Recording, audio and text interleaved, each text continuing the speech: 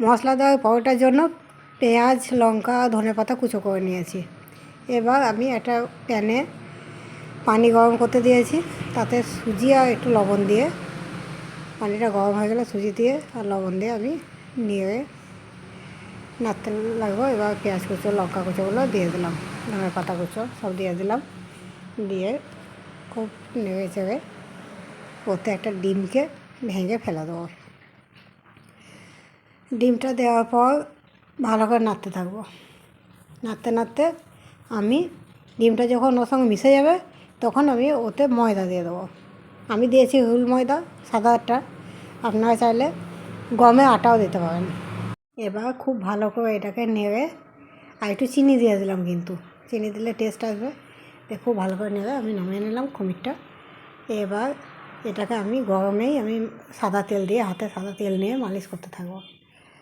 একটু ঠান্ডা হলে ভালো হয়, খুব গরমে মালিশ করতে যাবে না। একটু শুকনো লঙ্কা গুঁড়ো করে রেখেছিলাম, সেটা একটু দিয়ে দিলাম শুধু কালার আনার জন্য, দেখতে ভালো লাগবে, লালে সবুজে বেশ সুন্দর ভালো লাগবে, সেই জন্য। আপনারা নাও দিতে পারেন, দিতেও পারেন। এবার এটাকে করা হয়ে গেছে, এবার আমি কেটে নেবো। কিন্তু এটা সাদা তেল দিয়ে মালিশ করবেন, জল দিয়ে নয়।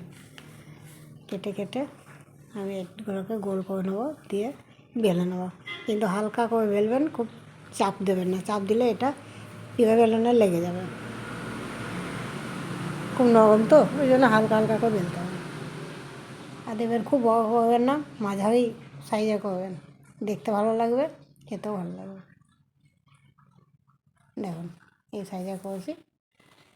এবার এগুলোকে আমি সাদা তেল দিয়ে এপিঠ ওপিঠ ভেজে নেবো। খুব কম আঁচে ভাজবেন, কারণ এতে ডিম দেওয়া আছে তো, কম আঁচে ভাজলে খুব সুন্দর ভাজা হবে।